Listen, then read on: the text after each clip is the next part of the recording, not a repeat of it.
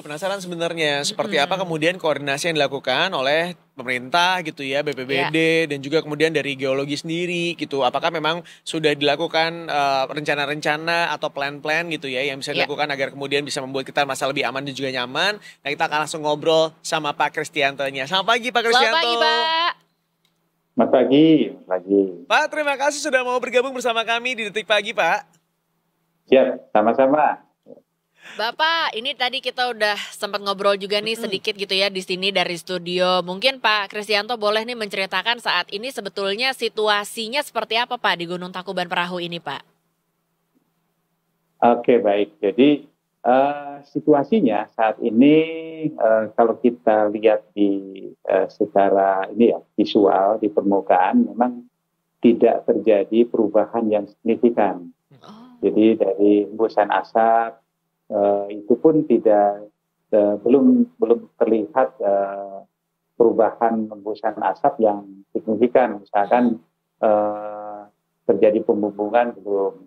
Ini masih normal kalau dari sisi visual ya, kelihatannya dari kemarin juga saya berkunjung ke kawah itu hembusan asapnya masih putih tipis sampai sedang di Kawah Ratu dan putih tipis di Kawah Ekoma.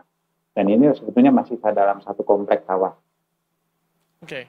Dari bisa dikatakan kalau dari Badan Geologi sendiri sebenarnya apakah ada arahan gitu ya atau mungkin ada himbauan betul yang disampaikan kepada masyarakat, Pak? Dari hasil pemantauan kami kan kami melihat masih terjadi peningkatan terutama kegempaan gempa hembusan maupun gempa low frekuensi, dan ini juga didukung oleh data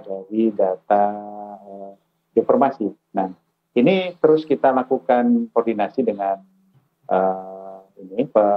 pengelola wisata di sini, dan kalau himbauan terutama ini saat ini memang masih dalam level 1 atau normal, namun tentunya dengan adanya peningkatan ini harus kita sosialisasikan kepada pengelola terlebih dahulu. Nah, ini terutama masalah kesiapsiagaan dari semua pihak.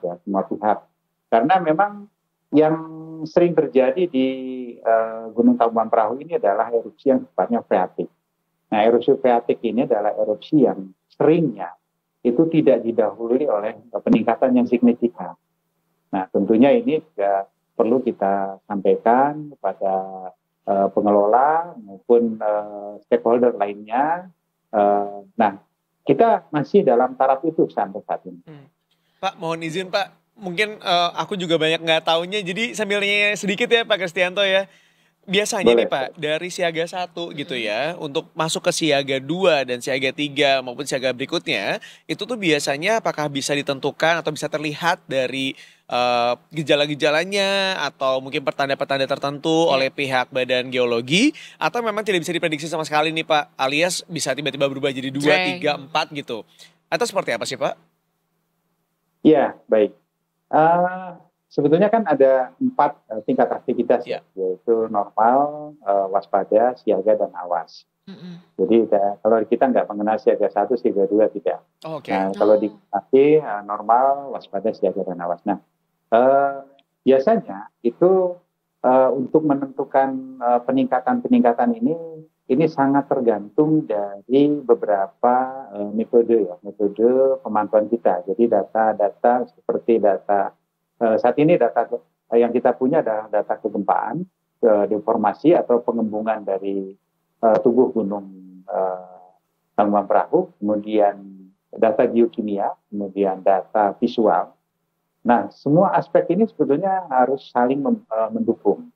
Namun terkadang kalau erupsi freatik ini ini akan sulit ya. Jadi saya sampaikan beda dengan gunung-gunung api yang sifatnya tipe erupsinya tipe yang eksplosif, seperti di Gunung Merapi maupun Gunung Semeru. Nah, gunung-gunung seperti itu ya, misalkan mau terjadi erupsi yang besar, itu biasanya tanda-tandanya kelihatan banget. Gempa-gempa suplai seperti gempa vulkanik itu meningkat dengan tajam atau bergradasi ya, mulai merangkak sampai naik, kemudian data-data lain pun mendukung. Nah ini tentunya kita bisa melakukan peningkatan aktivitasnya level yang by level ini secara gradasi.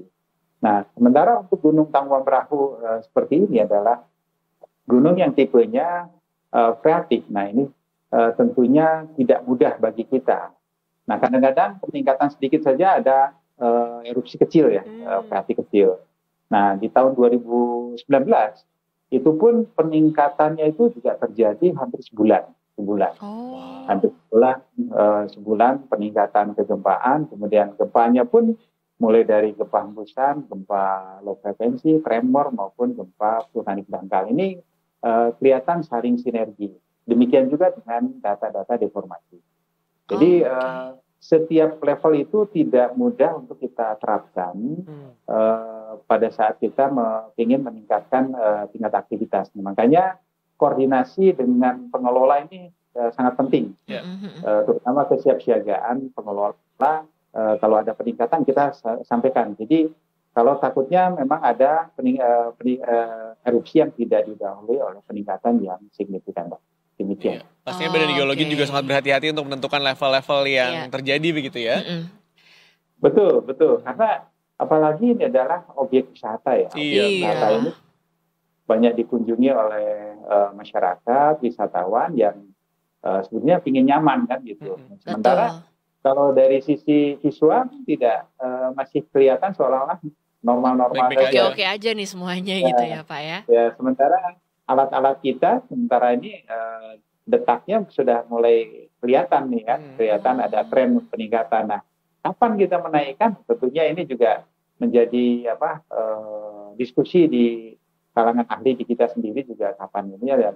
Tapi ini selalu tiap hari selalu kita koordinasikan dengan pengelola terutama. Iya, ada pantauan terus ya. Ini ibaratnya sama kayak kalau ketemu gebetan, Pak.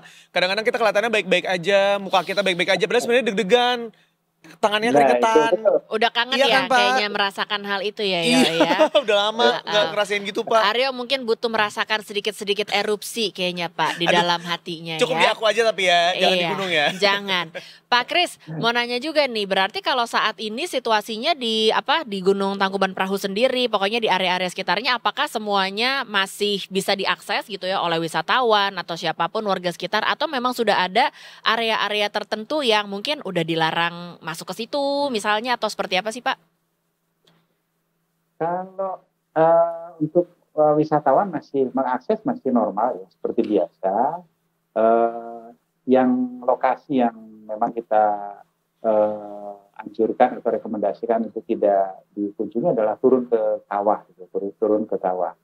Namun ya itu tadi, jika terjadi perubahan-perubahan yang mendadak, misalkan ada tercium bau belerang yang cukup menyengat, dan itu juga sudah kita sampaikan beberapa rekomendasi yang segera menjauh dari lokasi tersebut dan segera menggunakan masker terutama. Dan kita juga sudah melakukan koordinasi dengan pengelola, terutama masalah kendaraan-kendaraan itu juga sudah memiliki SOP untuk siap lari. Terutama, jadi kendaraan yang diparkir itu selalu menghadapnya itu menghadap yang akan balik keluar. Sampai segitu ini dipikirin ya Pak? Iya, jadi dari pengelola juga sudah menerapkan itu. Jadi kalau kita lihat di sini para pengunjung ini parkirnya yang pertama kendaraan-kendaraan kecil yang di dekat dengan kawah itu parkirnya sudah mengarah pada ke arah pulang. Pak, aku penasaran banget ya Pak. Ini kan sebenarnya banyak orang yang nggak tahu ya. Aku pribadi juga banyak ketidaktahuanku tentang masalah gunung dan juga pelevelan tadi Pak.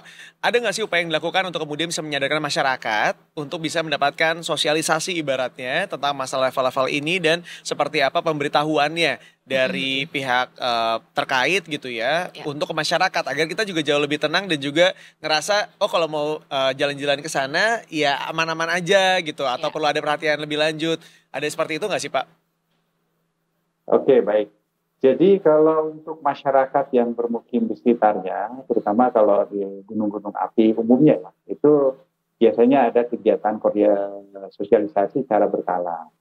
Nah itu juga kita koordinasi dengan badan BPBD ya, Badan Penanggulangan Bencana Daerah atau dengan BNPB.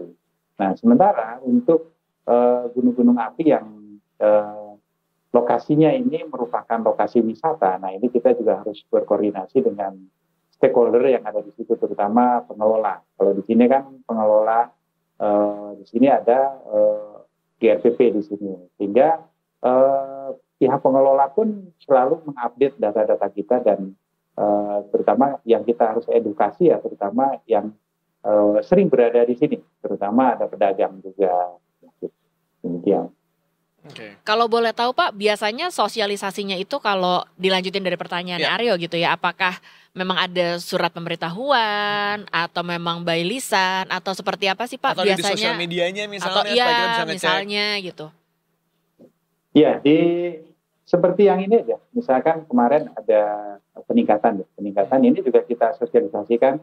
Kita membuat laporan khusus. Laporan khusus kita keluarkan sejak hari Minggu, kemudian Senin, Selasa, ini juga kita keluarkan tiap hari. Kita keluarkan tiap hari dan itu diupload di pos kita maupun di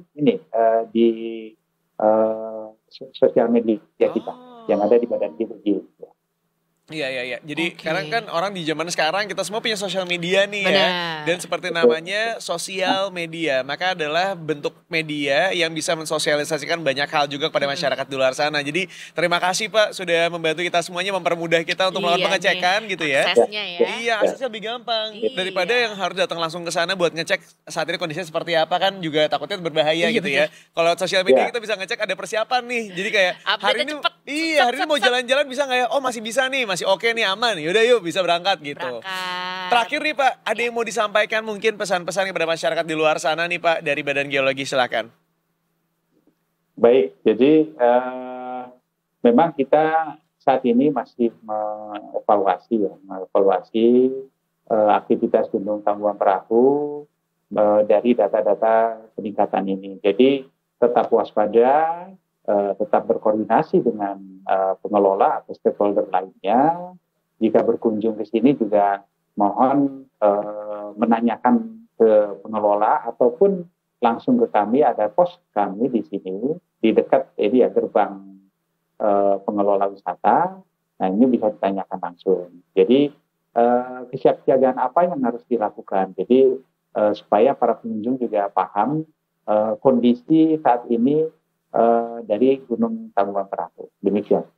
Baik. Terima kasih Pak Kristianto informasinya. Apalagi bentar lagi kan bisa ada libur-libur lagi, bisa ada apa ini kita harus cepat-cepat ngecek ya. Menjelang libur panjang nih soalnya bentar lagi. Iya, penting sekali. Terima kasih Pak Kris sudah bergabung bersama dengan kita ya. Dan salam ya Pak buat semua teman-teman dari Badan Geologi semuanya. Terima kasih sudah membantu untuk mengawasi gitu ya kondisi gunung-gunung di seluruh Indonesia dan juga menginformasikan pada kita semuanya agar memberikan ketenangan dan juga kenyamanan. Terima kasih sekali lagi Pak. Selamat bertugas. Terima kasih. Mari Pak.